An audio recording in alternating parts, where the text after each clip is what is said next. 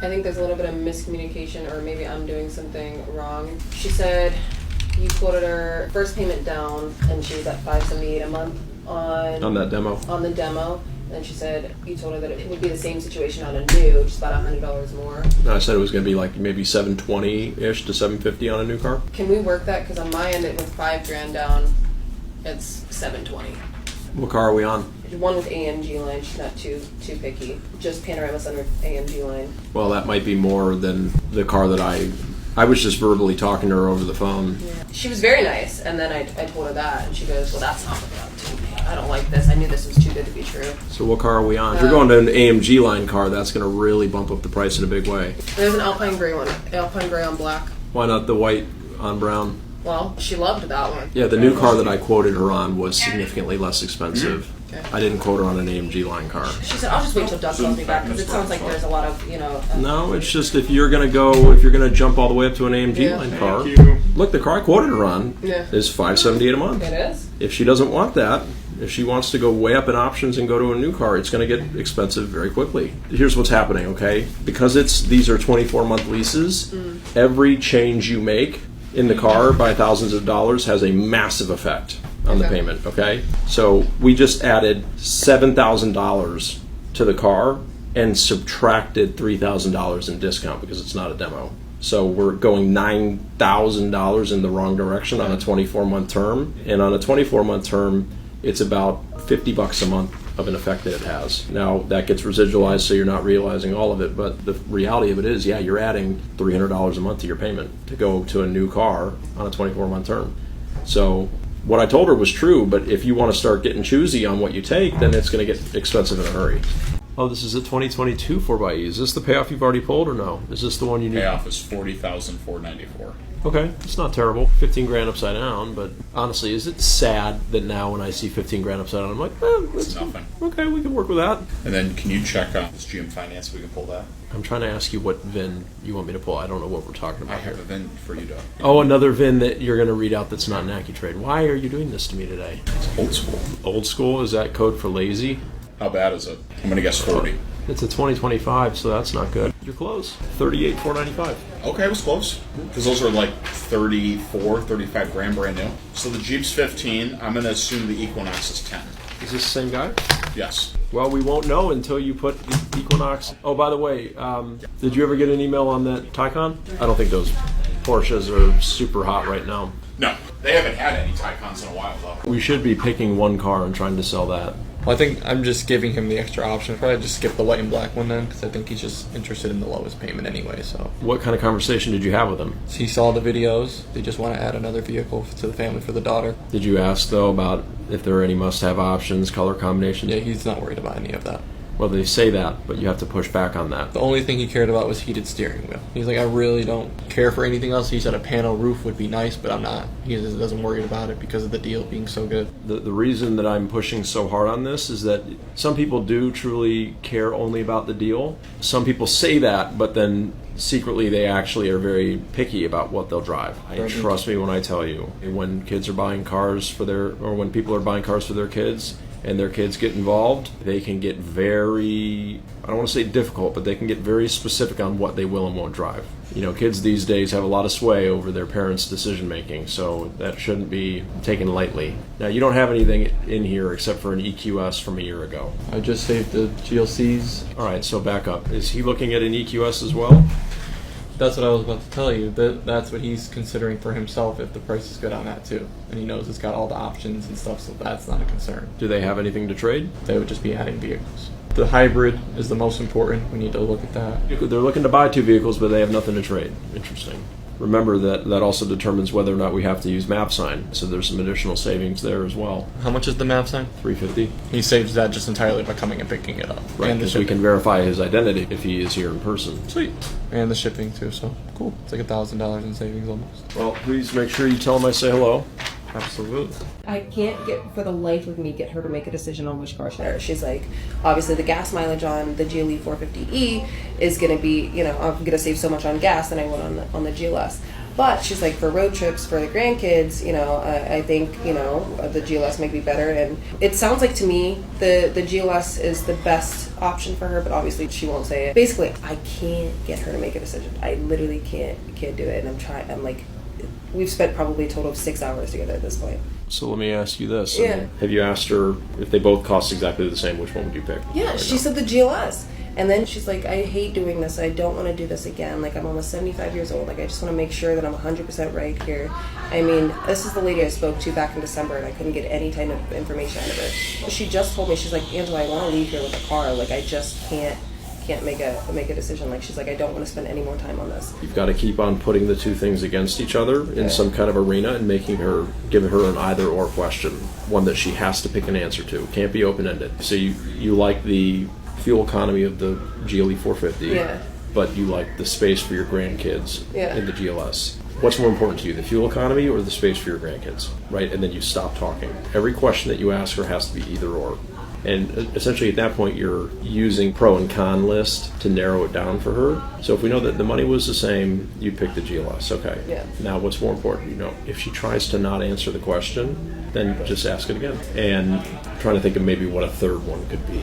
Because it seems like the only two things really are just the fuel economy and the cost. Yeah, and she already took one home at another dealership, made sure it fit in the garage because that was a concern of hers. My guess is that the GLS probably makes more sense for her because of the grandkids. So, and she's paying cash. We looked at the one-pay lease thing for the GLE. Yeah. That didn't make any sense to her. I would just say, look, clearly money is not an issue for you, so it doesn't matter that the GLS is a little bit more expensive than the other, okay? If you don't want to do this again, if you're saying, I'd like this to be ideally the last car that I purchase, which car from now until whenever is going to be more likely to not make you have to go through this process again?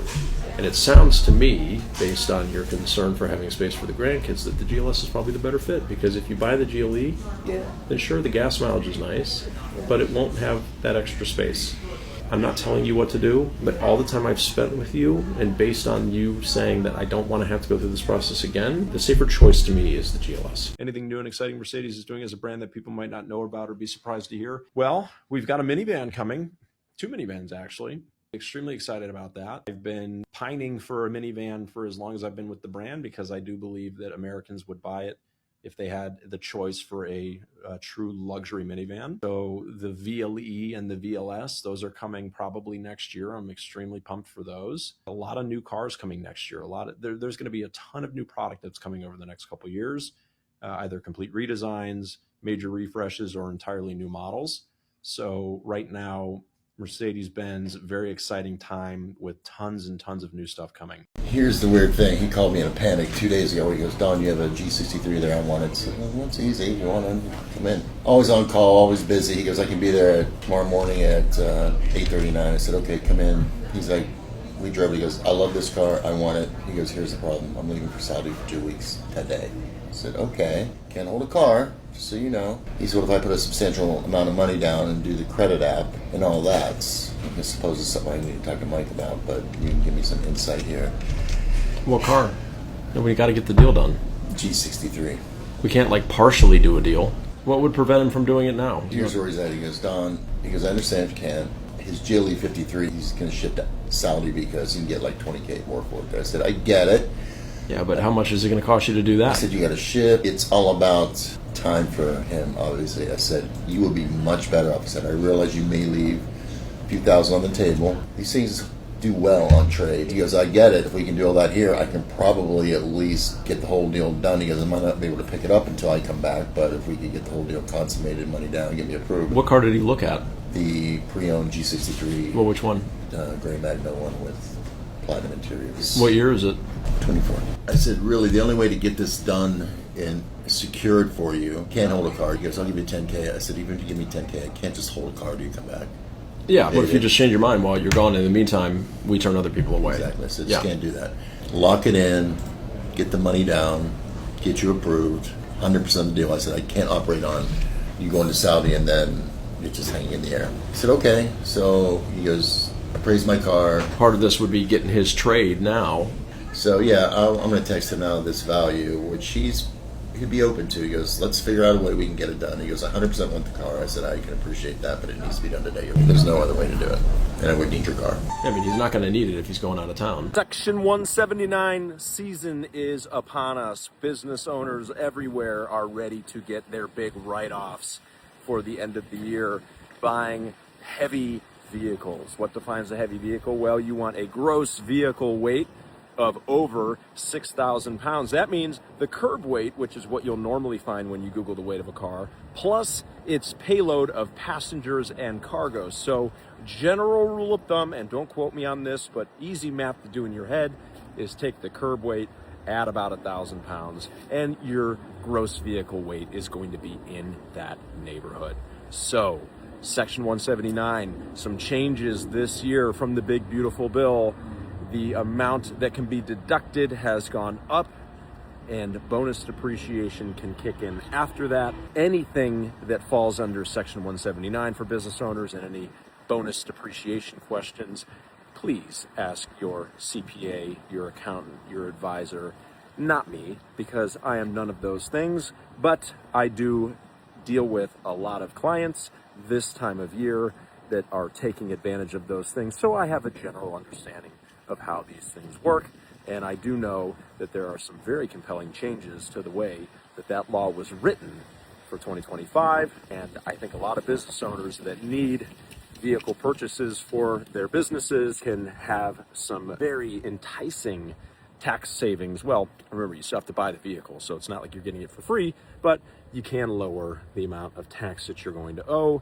So it's like getting a discount on the car if you want to look at it in that way. But again, consult your accountant.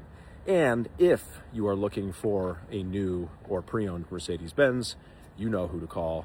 Doug, Benzes and Bow Ties at Mercedes-Benz in North Olmsted. My team and I would love to help you. And just a reminder, we are on a mission to make buying a car fun, to make it quick, simple, and easy. Everybody gets our best price up front. We do not mess around with pricing. We don't negotiate.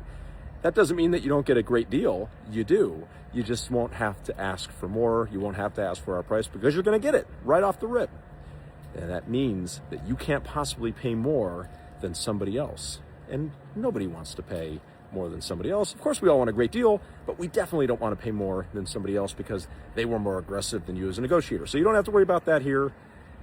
And you also don't have to worry about coming into the dealership if you don't want to. Not getting a worksheet sent to you with a full breakdown. We'll send you all of that. Oh, I have a trade-in and I live in a different state. That's no issue. We handle that too. So if you want to buy a car the easy way, let us show you that it is possible, and you can have friends in the car world. We want to be those friends to you. But she's making it a little bit harder because she wants massage seats, and that's just not an option with all of our loanable ones. What do you mean loanable ones? What is Or that? the electric ones. She wants white, beige massage seats, but we don't have that in the 450e. So I showed them this one. I told them, the price is great. It doesn't have running boards. They don't want running boards. This is like the only one that doesn't have running boards. That's white and beige. So this one checks almost every box except the massage seats. So I think this is a winner. And they have AAA. You said they don't want running boards? No, they hate the running boards. Why? What did running boards ever do to them? Makes their clothes dirty. They kick it all the time getting in. They got it for their parents one time, and their parents hated it. So they have AAA. That's so correct. You need what, a cash deal? Cash deal, And and a then the lease? lease $5,000. I put $5,500 just to show them the discount, but just change it to $5,000 and add the $500 discount. This could be a good time for TO if you want to come. Well, that's not how we do TOs, right? I'm not going to just follow you. I just don't back have a into your reason to bring. office. I don't have a reason to bring them this way right now. You could have at some point, right? That's why we talk about doing the early You had TO. everybody in your office when I first walked by, so I wasn't gonna. Who? I don't Who's know, everyone? who was it? I don't know. Maybe it was Colin or somebody in here. I'm not gonna walk doesn't- into someone in here. Hell yeah, you are. Unless another customer's in here, you walk them right in here. Or you come get me. I don't care if Colin's in here. Colin's always in here. He shouldn't be. Good point. Always interrupt me. Unless I'm with another client, you interrupt me.